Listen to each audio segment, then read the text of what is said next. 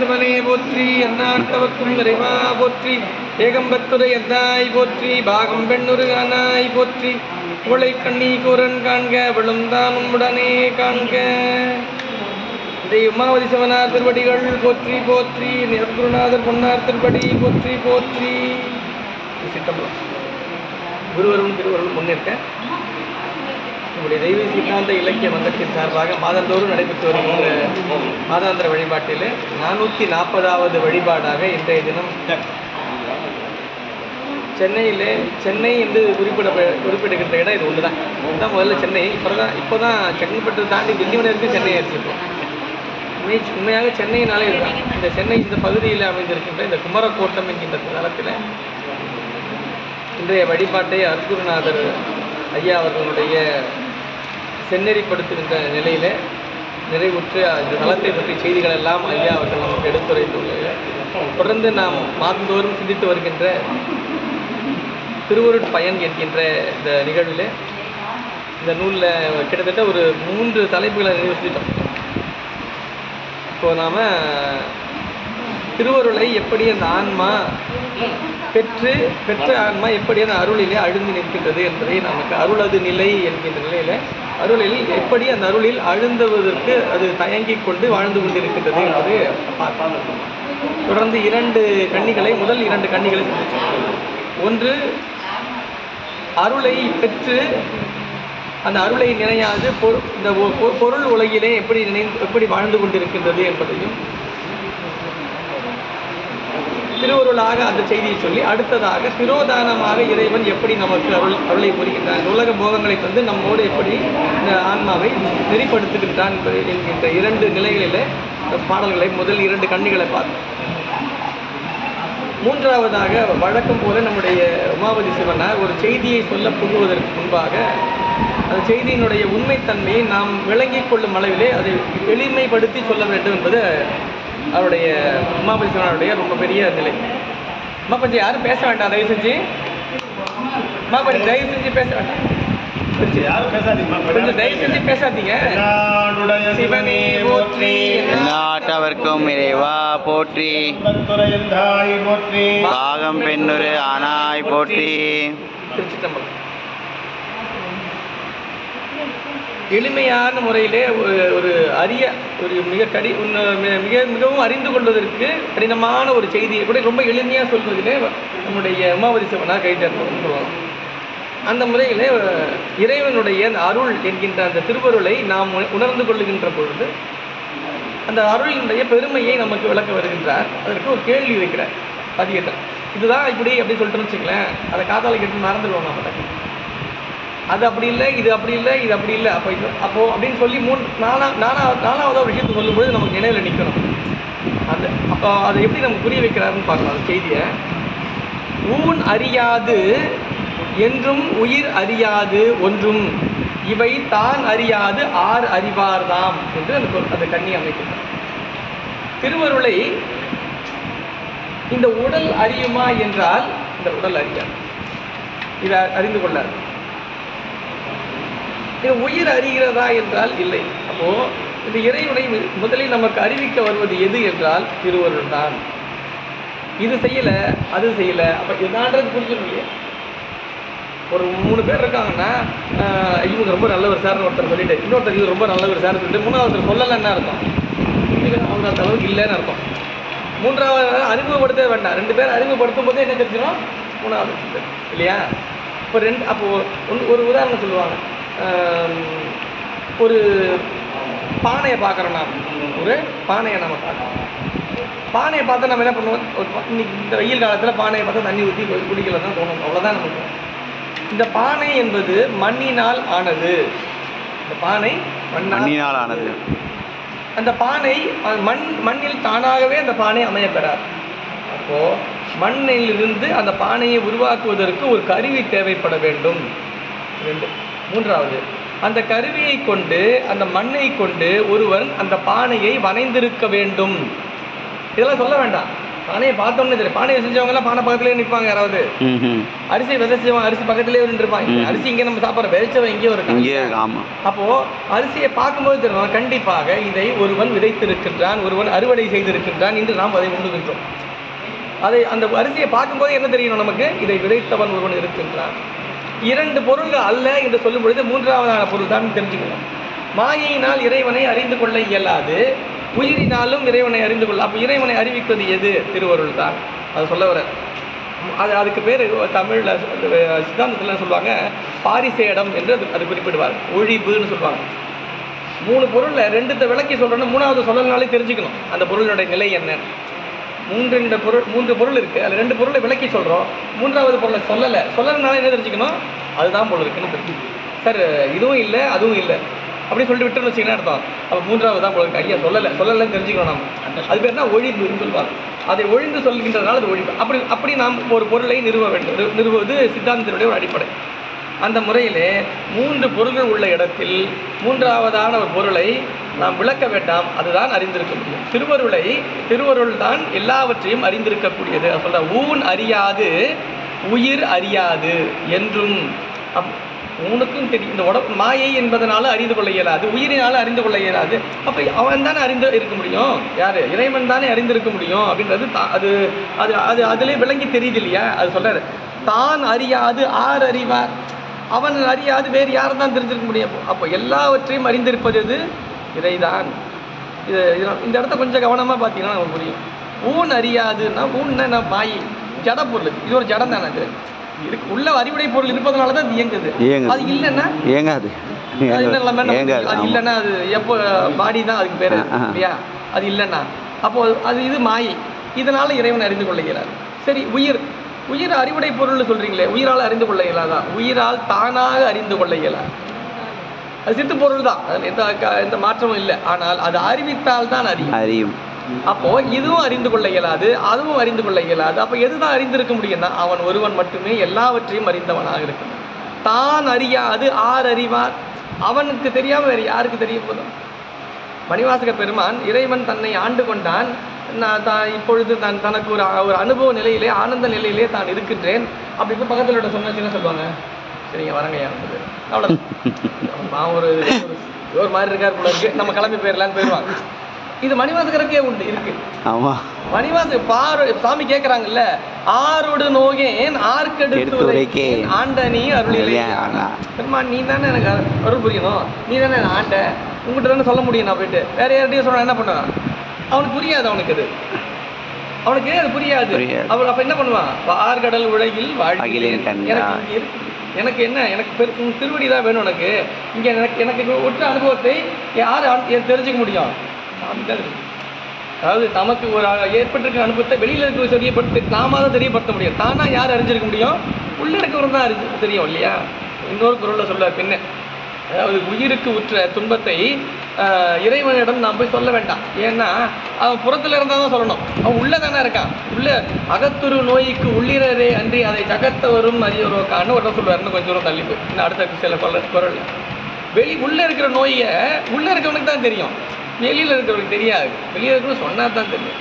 அப்போது எல்லாவற்றையும் அறிந்திருப்பது எது? இந்த திருவருள் மட்டுமே என்று திருவருளை முதல்ல முன்னிறுத்துகின்றார்.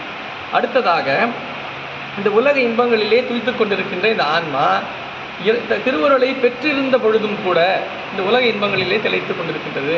இந்த உலக பற்றுகளிலுமே மயக்கத்திலேயே அது மயங்கி கிடக்கிறது. அதை விளக்குவதற்கு ஒரு பொருள் சொல்லுகின்றார். மயக்க நிலையிலேயே இந்த உயிர்கள் விளங்குகின்றன. இதுக்கு முன்னாடி எப்படி இருந்தது அப்படின்னா, அறிவு இச்சை செயல்படாத நிலையிலே அந்த உயிர் இருந்தது. அதுக்கு உடம்பும் இல்லை, அதுக்கு எந்த அறிவும் கிடையாது, எந்த இச்சையும் கிடையாது, எந்த செயல்பாடு. ஆணவ குழியிலே அழுந்து இருந்தது. அது பேர் கேவல நிலை என்று சித்தாந்தம் சொல்லுது. ரொம்ப எதுவுமே செயல்பாடே கிடையாது. வினைகள் தூய்க்கவும் முடியாது, வினைகளை அதிகப்படுத்தவும் முடியாது, எந்த நிலையில அந்த நிலையிலேருந்து என்ன ஆகுறது உயிருக்கு? ஆனால் உண்மை என்னன்னா, உயிர் என்பது ஆனந்தத்தை அனுபவிப்பதற்கான தகுதியுடைய ஒரு பொருள். அது ஆனந்தத்தை அனுபவிக்கிறது இல்லையே. ஆணவ குழியில் அழிந்து கிடக்கிறது. வீட்டுக்குள்ளேயே பத்திரமா படுத்தியே தூங்கிக்கிட்டே இருக்கணும். அது ஆனந்தமாக இல்லையே. ஒரு பணியை செய்யணும். அந்த பணியை செய்வது கூட ஒரு அறிவு. அந்த அறிவினால் நமக்கு ஒரு அனுபவம், இது ஏற்படும் பொழுது தானே இந்த உயிருக்கு இந்த உலகத்தில் பெரிய மாற்றம் இருந்துகிட்டே இருக்கும். எதுவுமே செய்யறதுல பிறந்த எழுந்துலன்னு தூங்கிட்டு எழுந்து சாப்பிட்டுட்டே தூங்கிட்டே தூங்கிட்டே இருக்கிறதுனா என்ன ஆக போகுது? வினை கழிய போகிறது இல்லையே. உலக உறவுகளோடும் மக்களோடும் நம்ம சேர்ந்து பழகும்போது என்ன ஆகும்? வினைகள் பெருகும். அந்த வினைகள் பெருகும்போது துன்பங்கள் வரும். துன்பங்கள் வரும்போது என்ன பண்ணுவோம்? இனிமேல் துன்பத்தை வராமல் இருக்கணும், நம்ம தெளிவு வரும். தெளிவு வந்த பிறகு நன்மையை மட்டுமே நாடி நிற்கும், திருவருளை மட்டுமே நாடி. அப்போ என்ன பண்ண உழவணும் இல்லையா? ஆனால் அந்த உழவுவதற்காகத்தான் இந்த உலகத்தையே சாமி கொடுக்குறாரு நமக்கு. இந்த சகலம் இப்போ கேவல நிலையிலிருந்து ஆன்மா எங்கே வந்துருச்சு? சகலத்துக்கு வந்துருச்சு. சகலம்னா இப்போ தான் சகலம் நிலை என்ன? இங்கே நமக்கு அறிவு இச்சை செயல்பட்டு கொண்டிருக்கின்றது. நமக்கு இந்த தனு கருண போகங்களை இறைவன் தந்திருக்கின்றான். அருளாளர்களுடைய அருள் நூல்களை தந்திருக்கின்றான். அற்புதநாதரை நமக்கு பெருமான் தந்திருக்கின்றான். நல்லா தெரிஞ்சுக்கணும், குருநாதரை நாம தேர்ந்தெடுக்கிறது இல்லை. நாம் நினைச்சிட்டோம் குருநாதர் நம்ம தான். நான் இவர் குருநாதரை ஏற்றுட்டேன் சார், அவர் நாம குருநாதரை ஏற்றுக்கிறது. குருநாதரை பெருமான் நமக்கு அறிவிக்கிறார். குருநாதரை யார் அனுப்புறாரு? பெருமாப்பட்ட ஆன்மாக்களுக்கு குருநாதரை அருகுருநாதரை இறைவன் தேர்ந்தெடுக்கின்றான். இவருக்கு இவர் தான் குருநாதராக இருக்கு. இவருக்கு சரியானவர்னு சாமி என்ன பண்ணுவாரா? சுத்த ஆன்மாக்களை தன்னுடைய இடமாக கொண்டு அந்த ஆன்மாவுடைய உடலை ஆவேசித்து நமக்கு அருளை புரிவார். அப்படிதான் அருகுருநாதர் நமக்கு அருள் புரிவார். அருகுருநாதரா வருவது யாரு? இறைவன். அருபரத்து வருவன் அவனியில் வந்து குருபரனாகிய நின்ற அருளிய பெருமை பெருமை என்று இகழாதே. சாதாரணமா நினைச்சிடாத. குருநாதர் தான் சார், சாதாரணமா நினைச்சிடாதேன்றார் மணிவாசன். நம்ம இதை பாட்டா பாடிட்டு கம்மி விட்டு போயிடுவோம். ரொம்ப முக்கியமானது வாழ்க்கையில. எந்த நிலைக்கு போனாலும் சரி, முத்திக்கு போகும்போது கூட ஆன்மா எதை நினைச்சுக்கணும்? குருநாதர். குருநாதர் இல்லைன்னா இந்த இடம் கிடையாது. இல்லை, இந்த நிலைக்கு நம்ம வந்திருக்க மாட்டோம். கிடையவே கிடையாது. ஓங்காரத்து உட்பொருளை ஐயன் எனக்கு அருளியவாறு அச்சோவே நிறைவு பதிவுல குருநாதர் நினைக்கிறார். எப்பொழுதுமே நினைந்து குருநாதரை போற்ற வேண்டும். அதெல்லாம் எப்படி கிடைக்குது? இந்த உலகத்தில் தான் கிடைக்குது. அதெல்லாம் தெரிஞ்சுக்கிட்டோம், அதெல்லாம் போயிட்டோன்றதுனால ஆன்மாட்டம் அப்படியே இருந்துருந்தா இல்லை, என்ன ஆயிடுது? இன்னும் உலக இன்பங்கள்லயே தூய்க்கிறது எல்லாம் இன்னும் எடுத்துக்கிட்டு இருக்கு இல்லையா? அதுக்கு ஒரு உதாரணம் சொல்றாரு. பால் ஆழி மீனாளும் பான்மைத்து அருள் உயிர்கள் மாலாடி ஆழும் மறித்து. இந்த ஆன்மாக்கள் என்ன பண்ணுது? இந்த திருவருள் என்கின்ற அந்த கடல்ல தான் சாமி விட்டு வச்சிருக்காரு. திருவருள்ல தான் இருக்கு. திருவருள்லயே இருக்கோமே, நம்ம இப்பயே இருந்துருவோமேனா இருக்க மாட்டோம். என்ன பண்ணுது? சின்ன சின்ன இன்பங்களை நோக்கி அப்படியே போயிட்டே தான் இருக்கு. அதுக்கு ஒரு உதாரணம் எப்படின்னா, இந்த மீன்கள்லாம் இருக்கு இல்லையா? மீன்கள்லாம் பார்க்கடல்ல இருக்குது. பார்க்கடல்ல மீன்கள் இருக்கும்போது என்ன பண்ணோமா? மீன்கள் பார்க்கடல்ல தானே இருக்கோம். நாம பாலையே உண்டு நமக்கு ஊட்டச்சத்தாகவும் உயிரியாகவும் நமக்கு இருந்துக்கணும்னு சொல்லிட்டு இருந்துக்கணுமா இல்லையா? அது பாலை குடிக்கிறது. பாலில் தான் இருக்கு, பார்க்கடல்ல தான் இருக்கு. ஆனால் அது என்ன பண்ணுது? சின்ன சின்ன மீன்கள், சின்ன சின்ன பூச்சி, அதெல்லாம் இப்போ தின்னுட்டு இருக்கு. அங்கே இருக்கிற அழுக்கு அதெல்லாம் தின்னுட்டு இருக்கோம். பார்த்துட்டு இருக்கீங்களா? கடல்ல தானே இருக்கும், அதில் இருக்கிறதே சாப்பிட்டுட்டு அப்படியே வாழ்வோமேனா? அங்கங்கே வேற எதெல்லாம் இருக்கு. அதில் இல்லாதெல்லாம் எது இருக்கு? இப்போ நம்ம கோயிலுக்கு தான் போவோம், சாமி கும்பிட்றது கோயிலுக்கு தான் போவோம். கோயிலுக்கு போனால் அன்றைக்கி திருவிழான்னு சொல்லிட்டு இருப்பாங்க.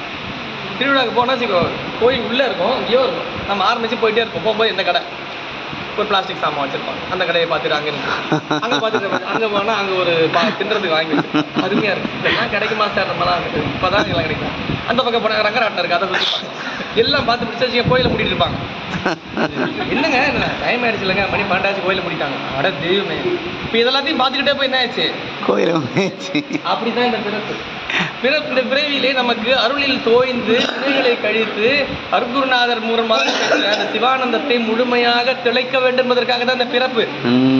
ஆனா என்ன பண்றது? அது எனக்கு நேரமே இல்லைங்க ஐயா, எனக்கு ஏதாவது மறந்தே போயிட்டாங்க ஐயா, அது ஞாபகமே இருக்க மாட்டேங்குதுங்க ஐயா, நமக்கு என்னங்க எப்படி நமக்கு திருவருள் இல்லை போல இருக்குங்க ஐயா. இதெல்லாம் நம்ம வச்சிருக்க சாக்கு. இது எல்லாத்துக்கும் எதுக்கு திருவருளில் அழுந்தாமல் நாம் என்ன பண்ணிட்டு இருக்கோம்? இந்த உலக இன்பங்கள்லயே அது எப்படி இருக்குன்னா, இந்த மீன்கள்லாம் பார்க்கடல்ல இருந்துக்கிட்டு பாலை குடிக்காம என்ன பண்ணிட்டு இருக்கு? பூச்சிகள்லாம் அது அப்படியே சொல்றாரு. பால் ஆழி மீனாளும் பான்மைத்து அருள் உயிர்கள் மாலாழி ஆழும் மறித்து. அது என்ன பண்ணிட்டு இருக்கு? இந்த சின்ன சின்னதெல்லாம் தின்னுட்டு சரி சாப்பிட்டு செத்து போயிடுது. அது என்ன பண்ணுது? அதையெல்லாம் சாப்பிட்டு இறந்து போயிடுது. பார்க்கடல தானே இருக்கும். இந்த அருள் இந்த நாம் இதில் தானே திளைத்திட்டு இந்த இன்பத்தில் இருக்கோமே, இதுலேயே முழுமையாக இருப்போமா? நாங்கள் ஏன்னா கிளம்பி வெளியில் போனோம்னே நம்ம என்ன பெறோம்? உலக இன்பம் மாட்டிக்கிறோம். என்ன அப்போ என்ன இப்படியே இருக்காங்க? இப்போ என்னதான் பண்ணுறது அப்படின்னா, நமக்கு ஒரு பொருளில் மீது கொண்டுள்ள உறுதிப்பாட்டை அதிகப்படுத்தணும். இன்னைக்கு ஒரு 1/2 மணி நேரம் வந்து நம்ம வழிபாடு செஞ்சோம்னா நாளைக்கு ஒரு 3/4 மணி நேரம் ஆகும் வழிபாடு பண்ணணும். நான் இப்போல்லாம் 10 நிமிஷத்துல முடிச்சிருவேங்க ஐயா. ஃபாஸ்ட் ஃபுட் மாதிரி ஆக்கிடுவேன். ஃபாஸ்ட் நான் ஃபுட். கம்மி ஆக்கிடுவேன், சீக்கிரமாக சுலபமாக முடிச்சிடுவாங்க. அப்படிதான் இப்போ நம்ம வழிபாடு கூட இருக்குது. நம்ம வழிபாடு போற்றி படிக்கிறோம். போற்றி ஒவ்வொரு சன்னதியில் நின்று நம்ம போற்றி டைம் ஆயிடுச்சுன்னு போற்றி பாதியில் முடிக்கிறோமா? இல்லையே. இல்லையே. முழுமையாக சொல்கிறோம்ல. வழிபாடு என்பது எப்படி இருக்கணும்? முழுமையாக அமைய பெறணும். அதில் எங்கேயுமே குறைபாடு வச்சுக்கூடாது. மற்றது வேணா எதாவது குறைச்சிக்கலாம். அப்போ நம்ம அது எப்போ வரும்னா, அருளாளர்கள் அருளி அந்த அருள் நூல்களுக்கு அதன் மேலே நமக்கு நம்மளால் நம்பிக்கை பதிக்கத்தை ஓதணும். அருக்குருநாதர் நமக்கு ஓத கற்றுக் கொடுத்திருக்கிறார்கள். அதை நாம் நாளும் ஓத வேண்டும். ஒரு நாள் மாதத்தில் ஒரு நாள் திருக்கோயிலில் படிக்கிறோம்னா மற்ற 29 நாள் நம்ம வீட்டில் படிக்கணும். தினம் வீட்டில் வாய்ப்பு கிடைக்குமே அதை திருக்கோயிலுக்கு போகிறோமா சன்னதியில் நின்று நாம் அதை அப்போ தான் பக்கத்தில் இருக்கிறது என்னங்க படிக்கிறீங்கன்னு கேட்பாரு. அப்போ என்ன இதாங்க படிக்கிறோம் இதாங்க அப்போ தான் சொல்லுவோம் 4 பேருக்கு. நம்ம பாட்டு மனசுக்குள்ளேயே கொஞ்சம் சொல்லிட்டோம்னு வச்சுக்கலாம், எதிர்க்க இருக்கிற பாவம் தெரியும். இப்போ நிறைய பேர் இங்கே 3 பேர் கோயிலுக்கு வந்தாங்க, யாருக்கும் தெரியல. என்னங்க படிக்கிறீங்கன்னு கேட்டாங்க. ஒரு புத்தகம் கொடுத்தாங்க. ஐயாட்ட கேட்டிருந்தேன், புத்தகம் கொடுத்தாங்க, அதை கொடுத்தேன். இப்போ நாளைக்கு படிப்பாங்களா அவங்க புத்தகத்தை வச்சு?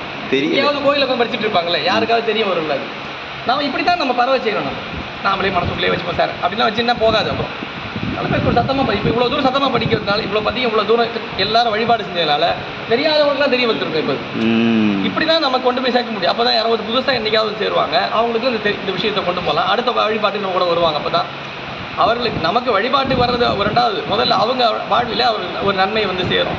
இதெல்லாம் எப்போ நமக்கு அது மேலே நம்பிக்கை. நமக்கு இந்த நம்பிக்கைன்றது பொதுவாக உண்டு. அந்த அருளியலில் அந்த நம்பிக்கை இருக்கான்னா அது ரொம்ப குறை. பார்த்தீங்கன்னா நாளை மழை பெய்யும் அப்படின்னு ஒரு வானிலை அறிக்கை கொடுப்பாங்க. நாளை மிக கடுமையாக வெயில் உண்டு அப்படின்னா உடனே எங்கேயும் வெளியே போகிறதில்ல சார், வெயில் ஓவராக இருக்குது. ஏன் எப்படிங்க சொல்கிறீங்க? இந்த டிவியில் சொல்லிட்டான். டிவியில் சொல்லிட்டான்றதே நமக்கு பல்லாயிரம் வருடங்களுக்கு முன்பாக அருளாளர்கள் எத்தனையோ அருள் செய்திகளை நமக்கு தந்திருக்கின்றாங்க. அதே நம்பிக்கை வரல இல்லையா? அந்த நம்பிக்கை இல்லை. ஏன்னா நாளைக்கு வெயில் காயும், நாளைக்கு மழை பெய்யுன்றது நம்பிக்கை நமக்கு. ஸ்கூலில் லீவ் விட்டுறாச்சு, வேலைக்கு லீவ் விட்டாச்சு, யாரும் வெளியே போகாதீங்க இல்லை. அன்றைக்கி வெயில் அடிக்கும் அடிச்சு பார்த்தீங்கன்னா அவன் மாடு விளையாடிட்டு இருப்பான். லீவு தான் விட்டு மழைக்காக லீவ் விட்டுருப்பான். ஆனால் அப்போ என்ன அது உண்மை இல்லை இல்லையா? உண்மை இல்லாத நம்ம நம்ப ஆரம்பிச்சிட்டோம். நாம் இப்போ ஒன்று போயிடுச்சு. என்ன இதே முடிஞ்சது இல்லையா? வாக்குறுதிகளை அள்ளி கொடுத்துருப்போம் எல்லா இடத்துலையும். எல்லாம் பார்த்தோன்னு நம்ம என்ன அவங்க செஞ்சிருவாங்கன்னு எல்லாம் பண்ணியிருப்போம். செய்வாங்களா தெரியும், அடுத்தது தான் தெரியாது. அதையும் நம்ம நம்புறோம் இல்லை. அப்போ நமக்கு நம்பிக்கைன்றது உண்டு. ஆனால் யார் மேலே வைக்கிறோன்றது தான் முக்கியம். நாம் அதை முழுமையாக நம்பி இருந்தால் நமக்கு இன்பமாயிருக்கும். நாம் எதை நம்பிட்டு இருக்கோம்னா மாயா காரியங்களிலேயே அதிக நாட்டம் செலுத்தி கொண்டிருக்கின்றோம். இந்த உயிர்கள் வந்து அருளில் திளைக்காமல் உலக இன்பத்தில் ஏன் திளைக்கிறதுனா, இந்த ஆன்மாவுக்கு எப்பொழுதுமே பொருளின் மீது தான் அன்பு அதிகமாக, பொருள் மீது தான் நாட்டம். பொருள் மேல நாட்டம் இருக்கும். அருள் என்று திருவருள் என்று சொல்லப்படக்கூடியது புலன்களுக்கு எட்டாத நிலையிலே விளங்குவது. புலன்களுக்கு எட்டாத நிலையில் விளங்குவது அனுபவத்தில் கொண்டு வர முடியாது, ரொம்ப கஷ்டம். இப்போ நீங்கள் சாமி கும்பிடுங்க அப்படின்னு அப்படின்னா மனசில் கும்பிட்டுங்க சார். நீங்கள் வச்சுங்களேன், ஒரு 10 பேருக்கு வந்துருக்க மனசில் எத்தனை பேர் கும்பிடுவாங்க? அவங்க கும்பிட்டுக்கிட்ட போல இருக்கு, நம்ம பாட்டை வந்துட்டு அவரு கும்பிட்டுட்டு போல இருக்குன்னு. ஒரு சில பேர் ஏதோ மனசில் நினச்சிக்கிட்டு எத்தனை பேர் இருப்பாங்க? இப்போ திருவுருவம் இருக்குது, விநாயகர் பெருமான் திருவுருவம் வழிபாடு செஞ்சிங்கன்னா எல்லாரும் கம்மனு பார்த்துட்டே இருக்கும். ஏதோ ஒன்று அப்போ ஒரு பொருள் இருந்தால் தானே பற்ற முடியும், பற்றி தானே வழிபாடு செய்ய முடியும். நாம் எதையாவது ஒன்று பற்றி தான் வழிபாடு செய்ய முடியும். எதையுமே பற்றாம வழிபாடு செய்ய முடியும். ஏன்னா ஆன்மாவினுடைய இயல்பு என்னன்னா சார்ந்ததின் வண்ணமாதல். அது ஏதாவது ஒன்றை சார்ந்தே தான் இருக்கும். உடம்பை சார்ந்திருக்கும், பொருளை சார்ந்திருக்கும், உறவுகளை சார்ந்திருக்கும், உடைமைகளை சார்ந்திருக்கும், எல்லாவற்றையும் சார்ந்தது. இதெல்லாம் சாராதன்னு சொல்ல முடியும். தனியாலாம் நிற்குதுன்னு சொல்ல முடியாது. நான் தனியாக இருக்கேன் சார், தனியாலாம் இருக்க முடியாது. தனியாலாம் இருக்க முடியும், ஏதோ ஒன்று சார்ந்தான் இருக்க முடியும். தனியாக இருக்கோன்ற அந்த எண்ணத்தை சார்ந்து இருப்போம். நம்ம தனியாக தான் இருக்கோன்ற ஒரு எண்ணம் இருக்குல்ல, அந்த எண்ணத்தை சார்ந்தே இருப்போம். அப்பவும் சார்பு தான் இல்லையா? அதனால தான் என்ன பண்ணாங்க, ஒரு விக்கிரகத்தை முன்னாடி வச்சாங்க நமக்கு, இதை பார்த்து வழிபாடு. அப்போ நம்ம என்ன முழுக்க அதுக்குள்ளே சிந்தனை எப்படி இருக்கும், அது அந்த உருவத்திலேயே இருக்கும் சிந்தனை. அந்த உருவத்தை சிந்திக்க அந்த உருவமே பதிந்து நிற்கும். அவன் உருவே கண்ணாக காணில் எல்லாம்னு சொல்கிறார். அப்போ இருக்கிறது தான் அந்த உருவத்தையே நம்ம தியானத்தில் வைக்கணும். அப்போ அது எப்போ வரும்? ஒரு நாள் வராது. அப்போ ஒரு பொருள் இருந்தால் தான் நமக்கு வருது. இந்த உலக பொருள் நமக்கு இந்த 5 காணக்கூடியது உலக பொருள், அதுதான் ஈஸியாக பற்றும். திருவருள் என்பது திருவருள்னா என்னங்கன்னா திருவருள் தாங்க. சரிங்க, சரி, அவர் பாவம் சொல்கிறார் சொல்லிக்கிட்ட போட்டுருவோம் நம்ம. அது நமக்கு 5 புலன்களுக்கு எட்டாதது இல்லையா? புலன்களுக்கு அப்பாற்பட்டது தானே திருவருள். அது அப்போ எப்படி ஆன்மா உடனே போய் சாரும்? அதில் அப்போ புலன்களில் எட்டக்கூடிய பொருள்களை சார்ந்து இதையெல்லாம் நிலையில்லாதது, இதன் மீது கொண்டிருக்கின்ற அன்பு என்பது நமக்கு நிலையில்லாது என்பதை உணர்ந்து இதே அன்பு எப்பொழுது நிலையாக மாறும் என்றால் அது திருவருளின் மீது பதியும் பொழுது அது நமக்கு நிலையாக மாறும்னு அப்போ திருவருள் பிடிக்கும். அப்போ இந்த பொருளை எல்லாம் விடும் பொழுது அப்போ எதை சாருவதுன்னு தெரியாமல் நிற்கல, அப்போ திருவருளோட போவோம். ஆனால் இயல்பு என்ன, அது பொருளை சார்ந்ததாக இருக்கும்.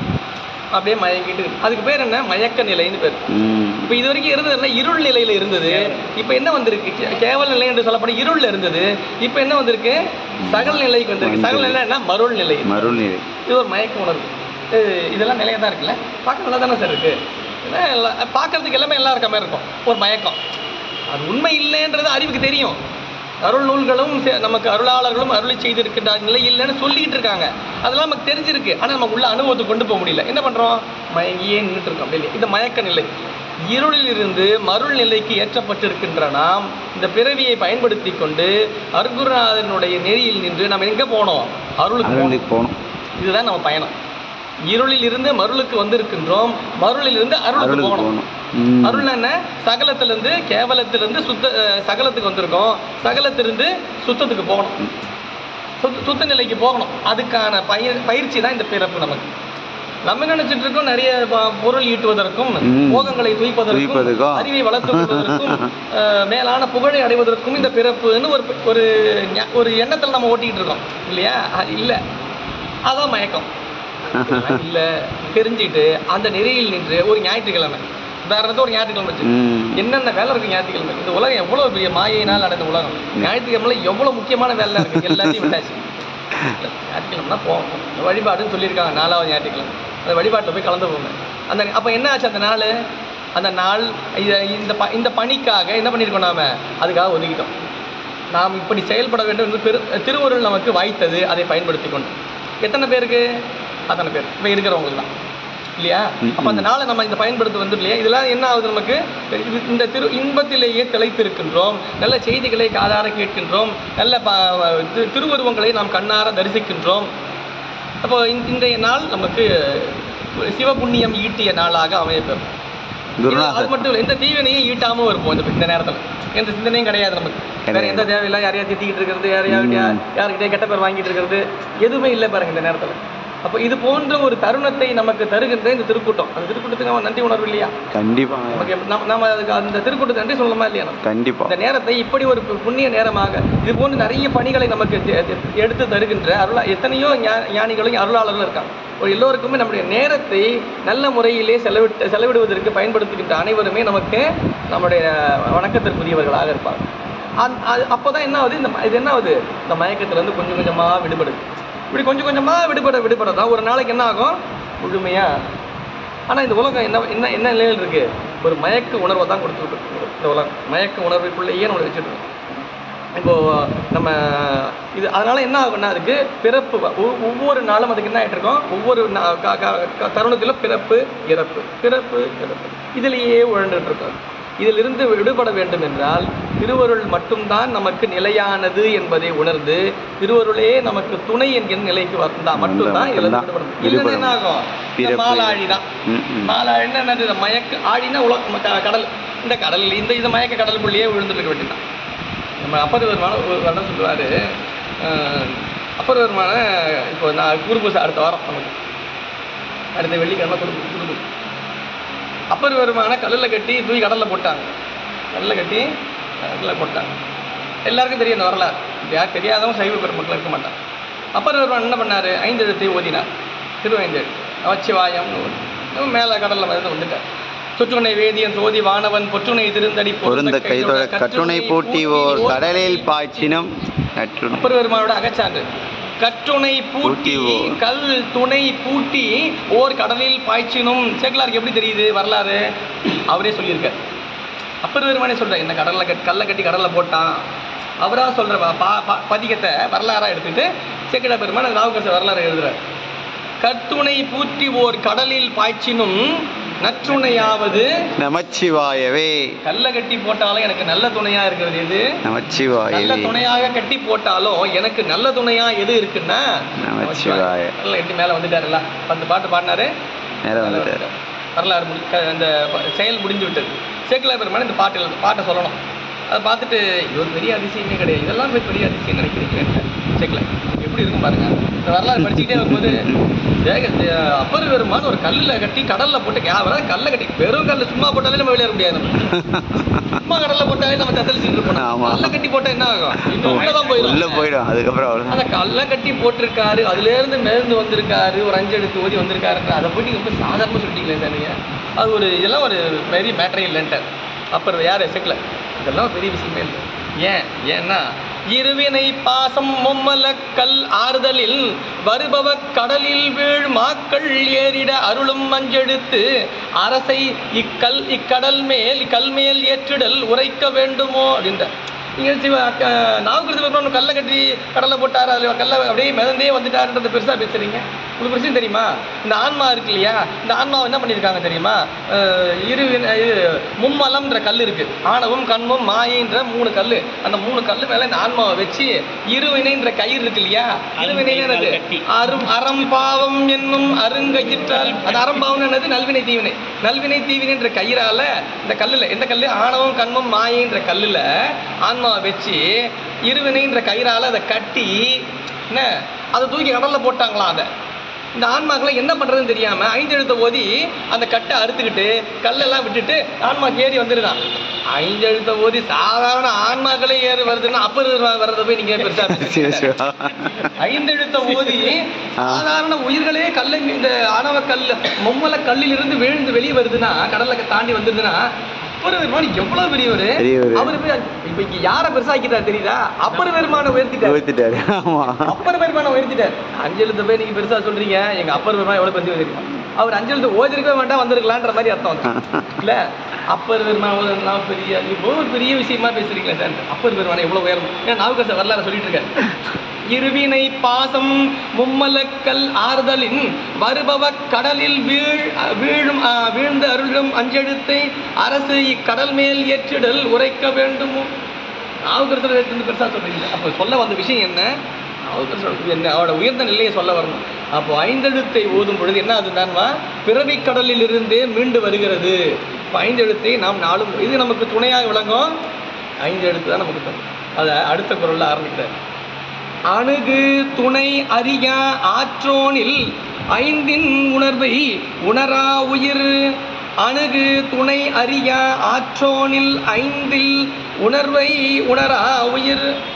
இந்த உயிர்கள் இருக்கு, உயிர்கள் தனக்கு துணையாக எதை நினைச்சிட்டு இருக்குன்னா இந்த உலக இன்பங்களையும் நினைச்சு 5 பொறிகள் இருக்கு இல்லையா, இந்த பொறிகளினால் எதை காணுகின்றதோ அதை துணை என்று நினைந்து கொண்டு இருக்கின்றது. நாம் நடந்து போயிட்டே இருக்கோம், நமக்கு இப்போ வழி தெரியல, ஒரு இடத்துக்கு வழி தெரியலையே நின்றுட்டு இருக்கக்கூடாது. நம்ம என்ன பண்ணுவோம்?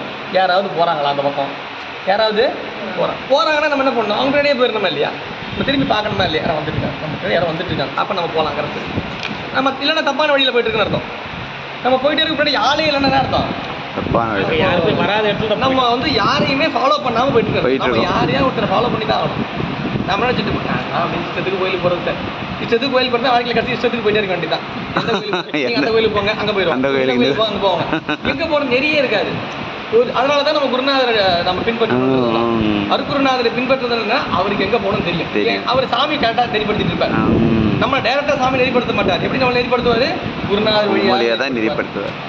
அப்போ நாம் என்ன அதுதான் இங்கே சொல்கிறார். ஆற்றோனில் அணுகு துணை அறியா ஆற்றோனில், அது எதை அணுக வேணுமோ அந்த அணுகாம அதை துணையாக கொள்ளாமல் வேறு எதையோ துணையாக கொண்டிருக்கின்றது. அது சொல்றாரு. அதாவது ஒவ்வொரு காலத்திலும் ஒவ்வொரு சூழலிலும் நமக்கு ஒவ்வொருவர் துணையாக வருவார். ஆமாங்க. ஒவ்வொரு காலத்திலும் இப்போ நம்ம பஸ்ஸில் போகிறோம், நமக்கு யார் துணையாக? டிரைவர் இல்லைன்னா நம்ம ஒன்றுமே, நம்ம டிரைவர்கிட்ட நம்ம மேலே ஒப்படைச்சு தானே போகிறோம். நம்ம அவர் ஓடிட்டு போகிறது தான். ஒரு ஒரு வேலைக்கு போகிறோம், அங்கே யார் துணை? மேனேஜர் தான் துணையாக. அவர் கூட வேலை செய்யும்போது அவரும் நல்லபடியாக நமக்கு எல்லாம் இது பண்ணால் நமக்கு அந்த மாதிரி ஊதியம் நமக்கு. இப்போ ஒவ்வொரு பொருள் செயலிலும் ஒவ்வொரு சூழலிலும் ஒவ்வொரு காலத்திலும் ஒவ்வொரு தருணத்திலும் ஒவ்வொருவர் நமக்கு துணையாக விளங்குவார்கள். அவரவர்கள் அந்தந்த செயலிலும் அந்தந்த தருணத்திலும் அதிலே அவர் எப்படி இருப்பாங்க? அவங்க கை தேர்ந்தவளாக இருப்பாங்க. ஒரு கோயிலுக்கு போகிறோம்னா அப்போ அங்கே சிவாச்சாரியார் இருப்பார். நான் எனக்கெல்லாம் தெரியும் சார், சிவாச்சாரியார் பார்த்துருப்பேன். இப்போ நம்ம இங்கே எல்லாம் சொன்னாலும் சிவாச்சாரியார் தான் உள்ள பூசை இல்லையா? அந்தந்த இடத்துல ஒவ்வொருத்தரும் ஒரு துணையாக விளங்குவார். அவர்களை நாடி தான் போகணும். ஆனால் எல்லா இடத்திலும் எல்லா பொருளுக்கும் முதல் துணையாக விளங்குவது அவன் தான். அப்போ அது யார்? திருவருள் மட்டுமே எல்லாவற்றிற்கும் துணையாக, முதல் துணையாக விளங்கும். அப்போ நான் சொல்வேன், நமக்கு துணை எது என்றால் அவன்தான் துணை. அருந்துணையை அடியார்தம் அல்லல் தீக்கும் அருமரந்தை அகல் ஞானத்து அகத்துள் தோன்றி வருந்துணையும் சுற்றமும் பற்றும் விட்டு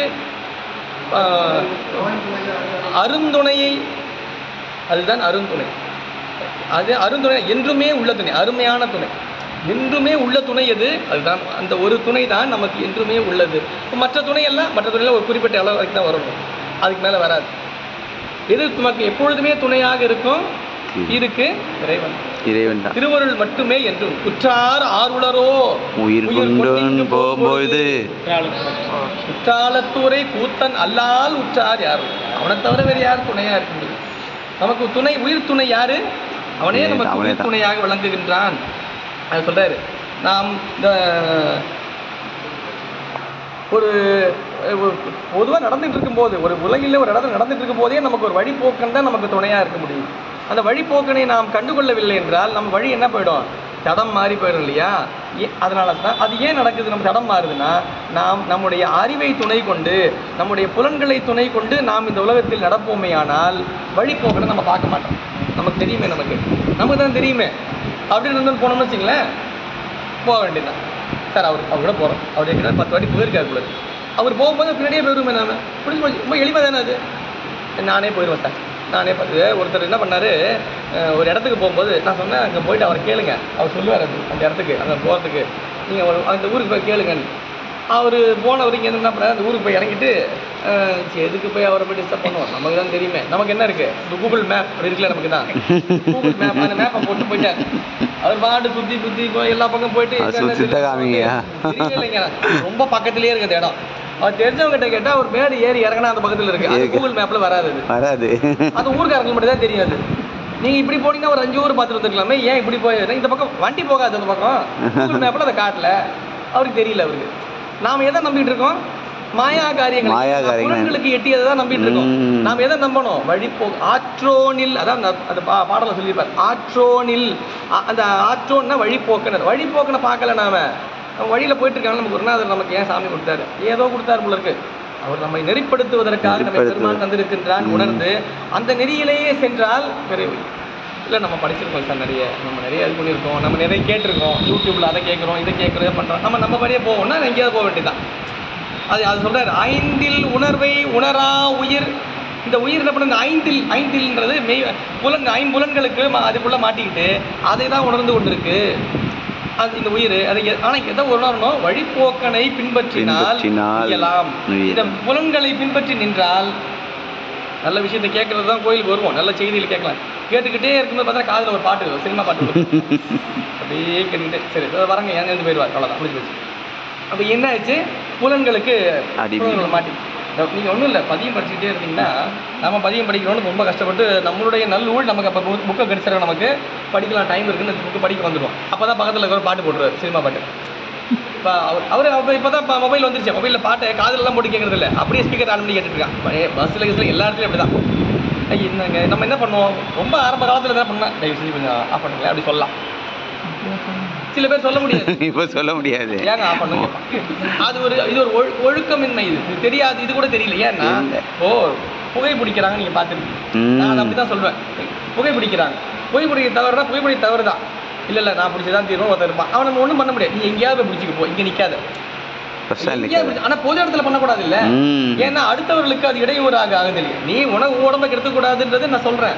நீ கெடுத்துட்டு தான் போகிறேன்னா நீ கெடுத்துக்கோ, அவ்வளோதான். ஏன்னா சிலது வந்து என்ன சொன்னது, கேட்டு நம்ம தெரிஞ்சுக்கணும், இல்லை சொல்லியாவது தெரிஞ்சுக்கணும். மூணாவதாக ஒன்று இருக்கும், அது என்னன்னா அதுவும் அப்போ எப்படியா இருந்தாலும் உயிர் தெரிஞ்சுக்கும், இப்படியா இருந்தாலும் தெரிஞ்சுக்கும். அதுக்கு 3 வழி வச்சிருப்பார் ரூட்டு. கேட்டு தெரிஞ்சுக்கிறது அவர் சொன்னார். அப்புறம் இல்லைன்னு வச்சுக்கலாம் தானாக தெரிஞ்சு வச்சுருக்கோம், இல்லைன்னா ஒருத்தர் சொல்லுவார், சொன்னதுனால தெரிஞ்சு வச்சுருக்கோம். இந்த ரெண்டுமே இல்லாமல் மூணாவதாக ஒன்று கண்டிப்பாக தெரிஞ்சிருக்கும். அது என்ன? பட்டு தெரிஞ்சுக்கிறது. ஆமாம், பட்டு தெரிஞ்சு அப்படி அந்த பக்கம் போகாதீங்க, தம்பி அந்த பக்கம் போகக்கூடாதுன்னு எங்கள் அப்பா சொல்லி வச்சிருக்காரு. ஒன்று வச்சா இது ஏற்கனவே தெரிஞ்சு வச்சுக்கிட்டது, அதனால் போக மாட்டாங்க சில பேர். அப்படியும் பார்த்துட்டு சில பேர் இருப்பாங்க, வேற ஒருத்தர் சொல்லுவார், தம்பி அந்த பக்கம் போகாதீங்க ஒருத்தர் சொல்லுவார் பாருங்களேன், அதை கேட்டாவே தெரிஞ்சிருந்தா சரி. அவர் கிடைக்கிறாரு விடுங்க, சொல்லுவார் 1000 எப்பவுமே அப்படிதான். நம்ம போவோம் சார், போனால் பள்ளத்தில் விழுந்துடும் அந்த உப்புன்னு. அவர் தான் சொன்னார்ல, அடுத்த வாட்டி போக மாட்டான். ஏற்கனவே விழுந்துட்டான்ல சார், கொஞ்சம் ஜாக்கிரதையா இருங்க சார், நானே விழுந்துட்டேன் சார் அந்த பக்கம் போகும்போது. அவர் சொன்ன போதே கேட்டுக்கலாம்ல. பட்டு தெரிஞ்சுப்போம். நாம எல்லாத்தையும் பட்டு தான் தெரிஞ்சுக்கணும் அவசியம் கிடையாது. நீங்க நினைச்சிக்காதீங்க ஒண்ணே, எல்லா விஷயத்தையும் எல்லாத்தையும் பட்டு தெரிஞ்சுக்கணும் அவசியம் கிடையாது. சிலது கேட்டே தெரிஞ்சுக்கலாம். ஒரு துன்பத்தை நமக்கு நேரடியாக கொடுத்து தான் சாமி திருத்தணும்னு அவசியம் கிடையாது. நமக்கு அந்த அனுபவத்தை கேட்டே பண்ணுவோம். சிலர் சார் அந்த பண்ணா சார் என்ன அட்டூழியம் பண்ணா தெரியுமா, என்ன அனுபவிச்சான் தெரியுமா, நம்ம பக்குன இடம் நம்ம கொஞ்சம் நமக்கு அந்த துன்பம் கிடையாது. ஆனா துன்பத்துல வலி நமக்கு தெரிஞ்சிடும்.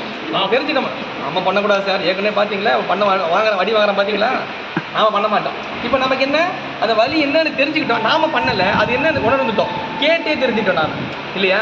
சில பேர் நாம ட்ரை பண்ணி தான் பார்ப்பேன், அடி வாங்கிப்பான், 4 பேர் பண்ண மாட்டான் இல்லையா.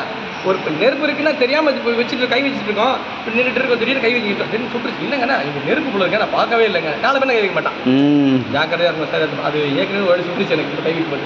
4 பேர் எப்படி இருப்போம், சர்வ ஜாக்கிரதையா நம்ம ஹேண்டில் பண்ணுவோம் இல்லையா.